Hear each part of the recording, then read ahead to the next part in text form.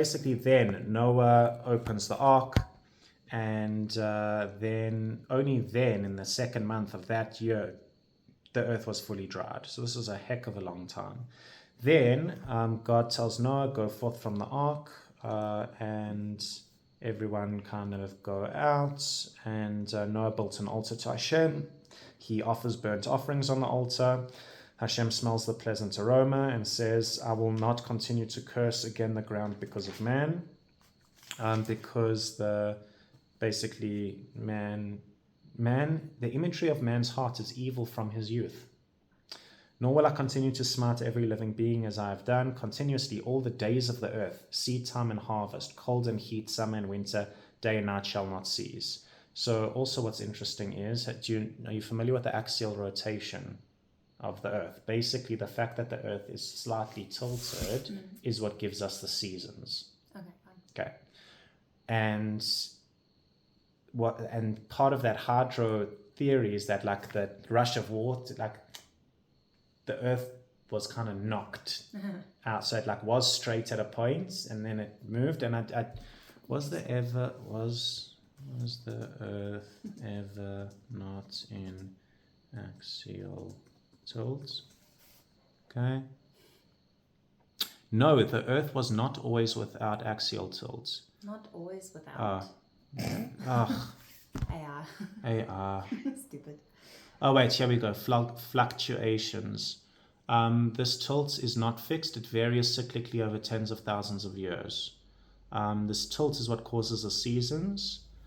Before the Thea impact, the Earth likely had a different axial tilt, potentially closer to zero, but it was not a permanent state. So what we know is that we definitely did have a period of time when we didn't have that. And now, what's it saying? From now, continuously, all the days of the earth, seed time and harvest, cold and heat, summer and winter, shall not cease. So that also could be a change in the makeup and the structure. And all of this does make sense because the flood was a recreation event. Yeah.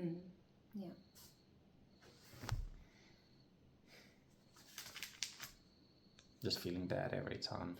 I'm recording now. Okay. You record? Oh my God, you're so sweet. Thank Only you. from now though, since the last time you said you felt bad. Oh, well done. Okay, cool. At least, okay. So for everyone, we are on Parshat Noach 9.1, page 41 in the art scroll. You missed some good stuff before this. I'm really sorry. I'm really, really sorry. I'm going to be better. Okay. So, now, basically, God blesses Noah and his son, says to them, be fruitful and multiply, fill the land. The fear of you and dread of you shall be on every beast. So basically, we dominate the animals as well. Every moving thing that lives shall be food for you. Okay? Like the green herbage, I've given you everything. So, like the green herbage, I've given you everything.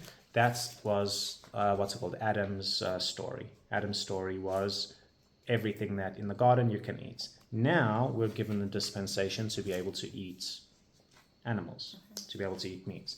But flesh with its soul, its blood you shall not eat. Okay? So don't eat blood because the soul is in the blood. Basically, and then it says don't kill. Whoever sheds the blood of man, by man shall his blood be shed. For in the image of God he made man. So it's like now that we're being told you are allowed to kill animals to eat. We gotta be specific. I guess, yes, we got to be specific, no cannibalism, but also that like one of the things that we're like killing leads to killing. And so like now that we're being allowed to kill animals for food, there's all of these barriers that are being put in place. You can't have the blood. Okay, murder is wrong. It's like all of this kind of stuff that's coming up now. And then again, fruitful and multiply, we get that a lot. And then okay, then we get the the rainbow. So there's a covenant, and the covenant is that never again shall all flesh be cut off by the waters of the flood. Then the sign of the covenant is the rainbow in the clouds, and I will remember my covenant every time I see the rainbow, etc. Okay, now, very cool. Okay, and it's actually worth you recording it because I am kind of going back now and recapping something in a very cool way. We spoke about the flood being a recreation event. Okay, let's see even more so how that happens. So in the flood, you've got clouds, rain, darkness, water above, water below. Everything is like mixed up. There's this water world. And also, do you remember how the flood stops? It says Ruach Elokim merachefet. Like, does it say merachefet? I don't know, but it's definitely the Ruach Elokim, which goes above the land, and that's like part of the story of the flood. What's the opening words of Bereshit, Genesis? It says, yeah, it comes up. So, the earth was astonishingly empty, with darkness upon the surface of the deep. And Ruach Elokim merachefet al pnei hamayim. The Spirit of God is hovering on the face of the waters. So again, we have the Spirit of God, these waters, this water worlds. That's the pre-creation. And now, exactly, the flood is a recreation event. The earth is being kind of reset. So the question is, do the links to the creation story continue? And spoilers, they do. So we have where do I start? Okay, so that's the first day. You've got that creation story kind of gets going. The next big part of the story is that you have the fountains of the deep, okay, and the windows of the heaven. Okay, what's that? The part, day 2 of creation was the separation of the upper and lower waters. And so those were separated, okay? When the thing stops, those waters come back together. Basically, you've got again that separation of water up and down. So that is day 2. You then have the next step in the story, okay? We're actually going to skip one, okay? And so it's day 4. We get to. I'm going to come back to day 3 later. Day 3 is the sun, moon, and stars. So day 4 is plant life. Okay? What does the dove bring back? Leaf. The leaf. That's the first sign of life that we get. Then we have, ignore me. Day 3 is animals. Day 5 is sun, moon, and stars. Day 5 comes after plants. Okay. Sun comes after plants. Day 3, what's in the environment before? Am I going crazy? Sorry, let me flip back to the Bereshit. Of course. Third day is the raven gets sent out first, not the dove. And what's the raven there to look for? The sorry guys, I messed it up again. Okay, one last try. Okay. Cut this out. Day 1. Day 1, you've got that's Ruach Elokim merachefet. That's the start of creation. That's when we get the Vayihi. That's how we start the flood story. Okay, it's a water world. Day 2 is about the Separation. Exactly. So we've got that separation. Now the world is being recreated. So we've got that separation of the waters. Then it says the waters start to recede. And what appears when the waters recede? The mountaintops. Exactly, the land. The mountaintops, but the land is what's appearing. And that is the third day of creation. Let the waters beneath the heaven be gathered into one area, and then the land appears. Cool. Now we skip day 4. Okay. I'm all over the show with this. Day 4 is the sun, moon, and stars. Okay, it's good that I have my reference card here. Now we get to day 5, which is two different kinds of creatures. The one is fish and the other is birds. So now that we have the dry land that's appeared, what's the next thing in the story? It's the raven, which is birds. So now they are, when the raven doesn't come back to the ship, what does that mean? That means that there's bird life out there. Cool. Next thing is the what's it called? The sixth day, which is then we've got day 6, which is Man. yeah. Then we've got the animals and man, and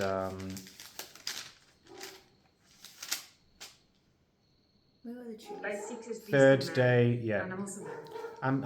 I'm just not reading this properly. It's like ridiculous. Day 3 is the land receding, and we've got the raven and we've got the dove. Land receding is the raven, and then the vegetation comes forth.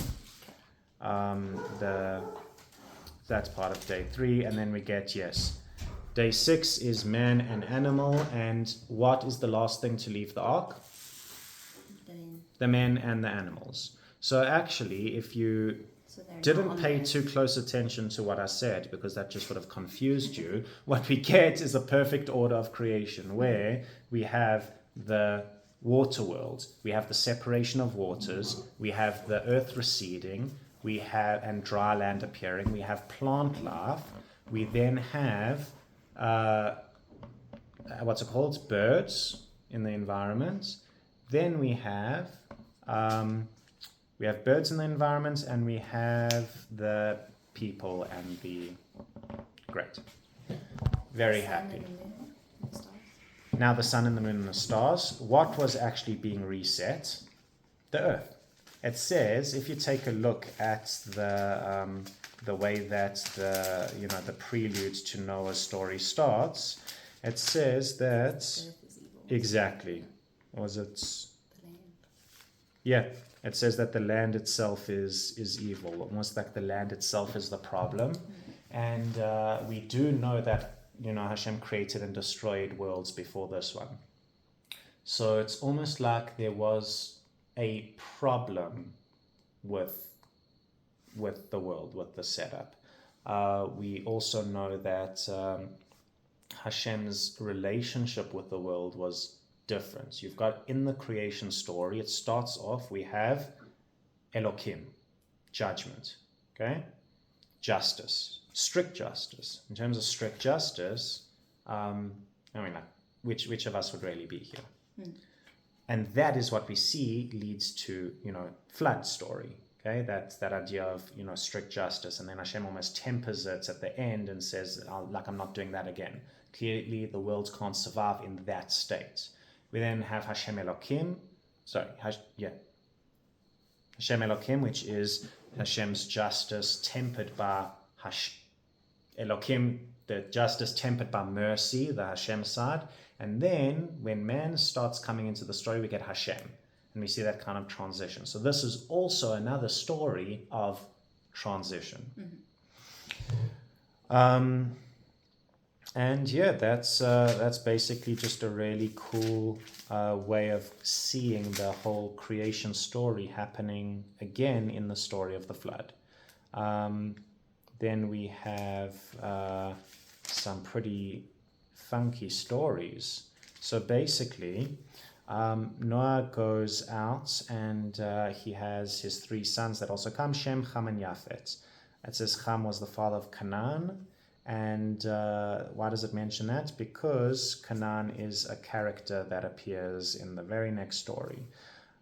So Noah, the man of the earth, is called Isha Adamah. It's like, you'll see the story, it's almost like a judgment of him.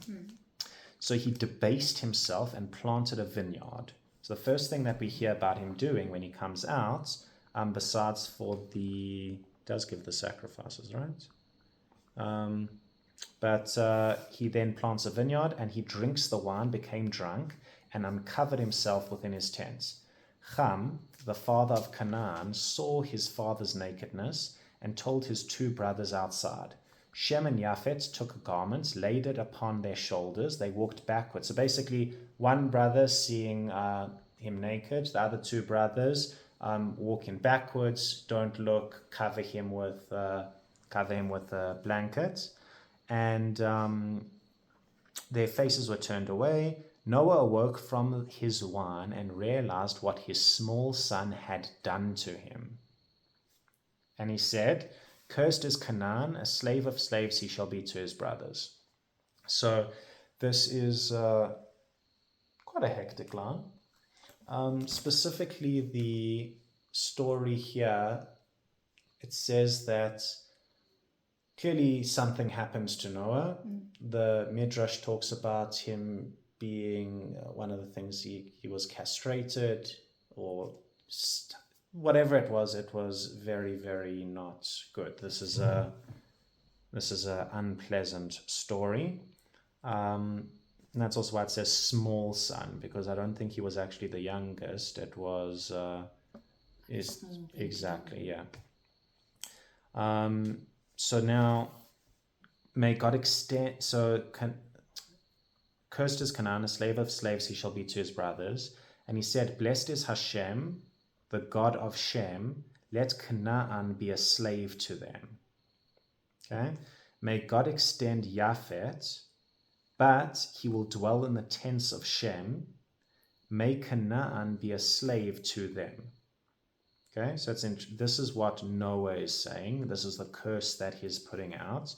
This has been used by people to justify slavery, particularly of black people. This is what Noah is saying. It's interesting to see that kind of how things played out, right? It also then says, may God extend Yafet. Yafet is supposed to be the, what's it called? The forefather of like the Greeks, like Western sort of civilization. And Shem says, may Hashem be with the God of Shem. So Avram is descendant from Shem. And it says, so may God extend Yafet, but he will dwell in the tents of Shem. Have I done that right? Let me just double check. Yafet's gift is important and beautiful, but only if it's placed in the service of the spiritual truths represented by Shem. Otherwise, it can be, bad. Yeah, blessing of Japhet took roots in ancient Greece. Okay. Moving on. We then have Noah lived after the flood 300 years, and he was 950 years, and he died.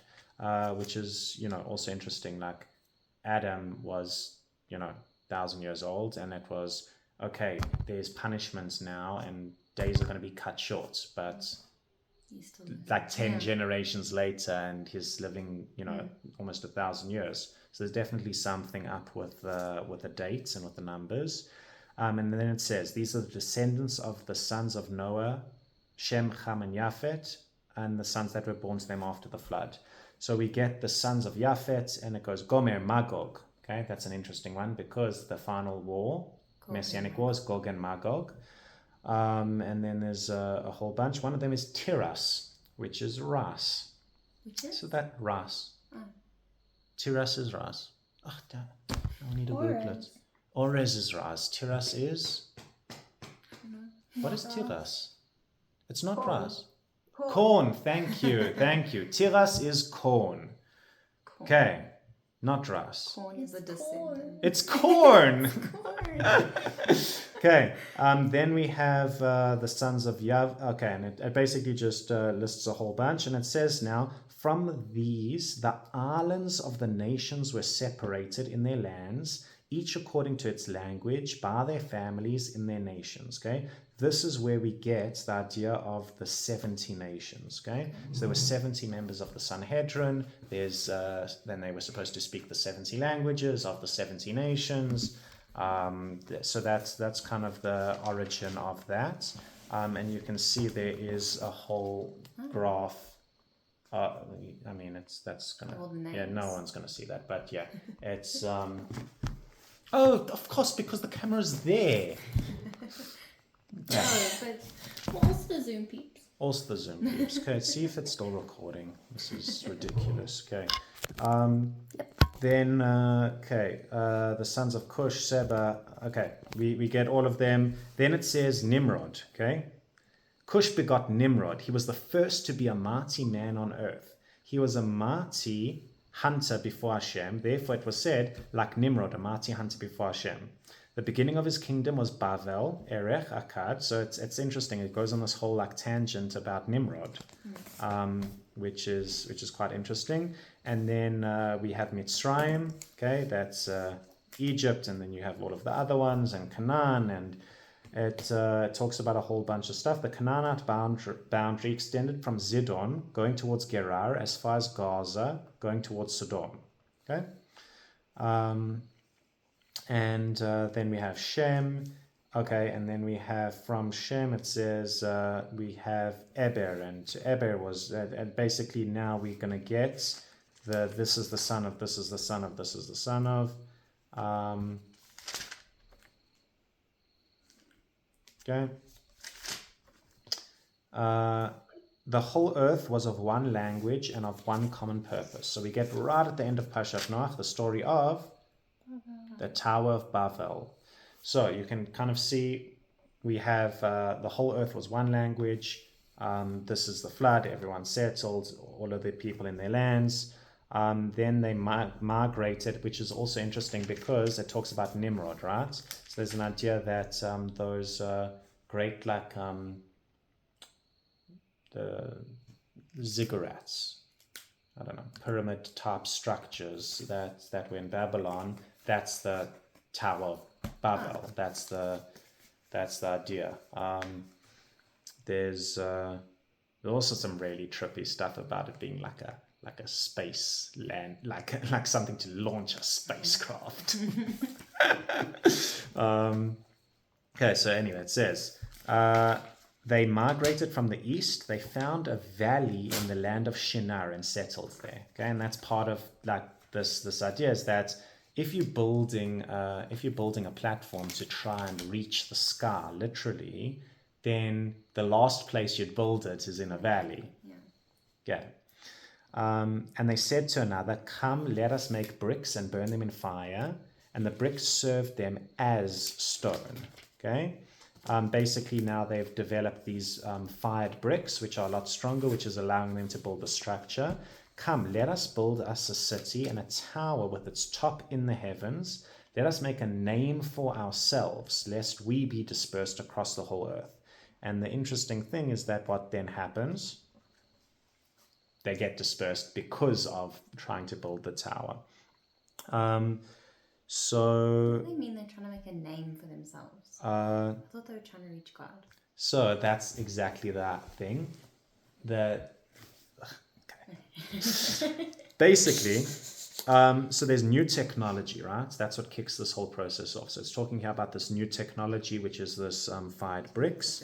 And to make a name is to become like God. Okay.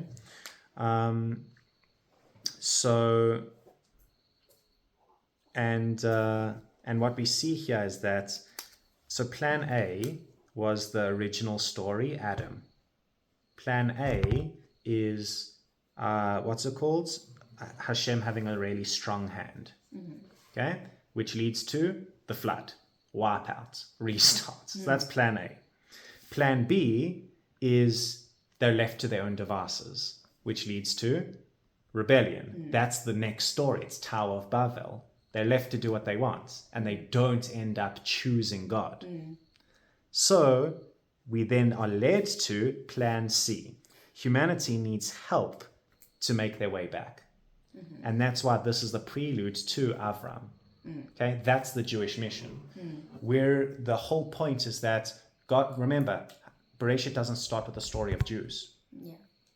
Okay, humankind. When it talks about Adam, when it talks about, someone said? No, say. Okay, remember it. Or say it now. Someone said to me the other day, like, how come Abraham could, no, they were like, how come Adam could do something? And I was like, well, he wasn't technically a Jew. I don't remember the exact conversation. And I was like, technically the first Jew was Avram. Exactly. No one was Jewish before then, which is also why, I mean, we read earlier, Noah like he could eat of all of the flesh, right? It didn't say, but not the pigs and not the this and not the that, right? Because he's not Jewish. So remember, Hashem wants to connect with everyone. He doesn't create the Jews, he creates humankind. In fact, the very last words of the Torah talk about Pharaoh and Mitzrayim. The whole thing in Egypt was about glorifying himself as the God of everyone. And that's something that we really like. We're very proud that we don't missionize and we don't proselytize, and you don't have to be Jewish in order to go to heaven. You just need to follow the 7 Noahide laws. That's where we get them from, which are like being a good person. But we almost sometimes are too insular and not realizing that we're here to ultimately, like, the ultimate goal is to have everyone come to know God. And now that's becoming more of a movement, especially now in the build up to the actual Messianic age, which we are in the like twilight of. Was there something else I was talking about? I forget too. Okay, basically, we have the original plan. Hashem is creating humankind, and then eventually realizes that left to our own devices, we're not necessarily going to do the right thing. And so Avram, we're the chosen people because Avram chose God. Okay, so we chose God, and we're supposed to be the guiding light to bring the world closer to God. And we've seen that happen through Judaism and then the Judeo-Christian religions, which is, Christianity and Islam. The whole world has come to know one God. Okay, not that everyone believes it, but if you went around and knocked on a random hut like 3,000 years ago and you asked, have you heard of the idea of one God? You're likely to get a negative answer. But here, no matter where you go in the world, everyone's heard of it. Okay. And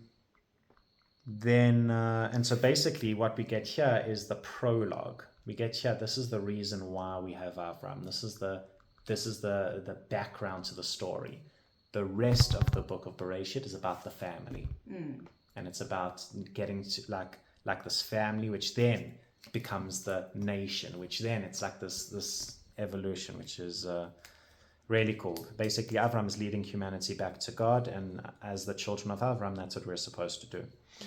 So anyway, Shem says they are one people with one language for all, and this they begin to do. Basically, also the study of language. What does it mean to make a name, language, all of that? That was the question you asked. We believe that there's power in words, the holy words. This language was Hebrew. Hebrew is the language of creation, like the matrix. You peel back the universe, and it's not ones and zeros; it's aleph and beis. Which is really, really cool. And we've spoke then other times about how seeing the sounds at Sinai, they've graphically rendered what the Hebrew letters look like, and they look like how they're written. Which is amazing. You say the sound aleph. Aleph produces a graphical aleph. You say A, it doesn't look like an A. So the aleph bet, the Hebrew language, is literally the substructure of creation. And so the idea is that these technology that they were using was harnessing also the name of Hashem, harnessing the holy language and being able to do things with that. Which, it explains a heck of a lot of stuff, because we still don't know how certain ancient cities were built. There's like things that, like perfectly round drilled cores, like through rock, like wild things. It fits that there would have been some other type of way that people could do this. Anyway, then it says that Hashem mixed them up, dispersed them all over the face of the earth. They stopped building city. That's why it was called Bavel, because Hashem mebalbel, he confused. He mixed up the languages of the whole earth and then mixed them up. Now we get the descendants. So the descendants of Shem. Okay, he was 100 years old. So now we already get 100 years old, right? Shem was 100 years old. So after the flood, the lifespan is shortened, except not for Noah, who lasted another 300 years afterwards. It's like, so clearly there's something going on there. And then it runs down all of the people.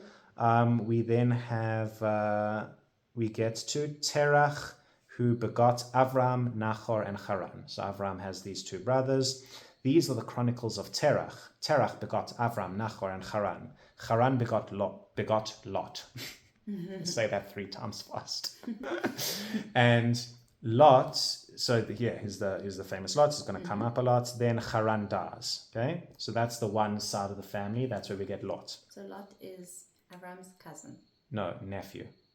Okay, got Nephew. Okay. Yes. Then, which is also why Avram kind of adopts him and takes care of him, and he's this character, but he's not actually his son, and he ends up separating from the family. And okay, then Avram and Nachor, okay, took themselves wives.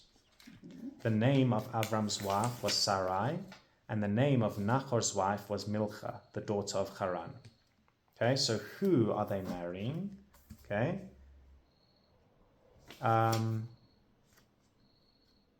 Nachor marries the daughter of Haran, who's just died. Okay. What we're seeing here, which is really interesting, is like a proto-Yibum. Okay. If you remember the Yibum, what's Yibum? Yibum is when a brother dies without having any descendants. Then it becomes now an obligation for the remaining living brother to marry the wife, and who usually is completely forbidden to him as, one of the forbidden relationships, now marries them, and the child that comes from that union is considered the extension of the soul of the brother who died. Now, Yibum is a facet, so we don't do this today. The process of not doing Yibum is called Chalitza, and the woman takes off the shoe and spits over it, and there's a whole thing. But keep an eye out for Yibum, because it pops up all over the show. It's wild, it's so interesting. And Yibum is actually part of the story that leads to David and Mashiach. Okay, because Ruth, the story of Ruth was the story of Yibum. Okay, if you remember, her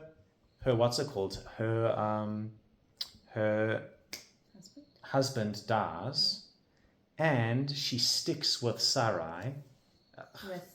Thank you, Naomi. Ruth and Naomi. I'm just read Sarai here. She sticks with her mother, and then ends up marrying. Okay, she then goes and finds the closest relative in Israel, marries the one son, he dies, marries the other son, he dies, then wants to marry the third son, but the father is worried about that because he's like, maybe there's something wrong with this chickie, so keeps the third son. She then realizes that he's not going to give, she's stuck, because she's stuck in this Yibum sort of cycle thing. And so she then ends up seducing the father, who's the closest, relative. Then the child that comes from that ends up, that's the descendant of Mashiach, of David. So there's some wacky stuff that's going on with Yibum. It's very, very cool. And this is, and I didn't know about this, but this is the first hint of that. Weird. Stay tuned. Okay. Anyway, then Nachor, Sarai. Okay, basically, Sarah was barren. She had no child. Remember, we have Abram. I think I probably said Avram a million times, but his name hasn't changed yet. And Sarai. Yeah. So not Sarah and Avraham. And Lot. Okay, so basically, Terach took Avram and Lot and his daughter-in-law, and they departed with them from Ur-Kasdim. This is Ur of the Chaldeans. That is a real city ancient city, to go to the land of Canaan. They arrived at Haran, they settled there. The days of Terach were 205 years, and Terach died in Haran. And that is the end of Parshat Noach. And we're going to start next week's Parsha, Lech Lecha, with Hashem says to Avram, go.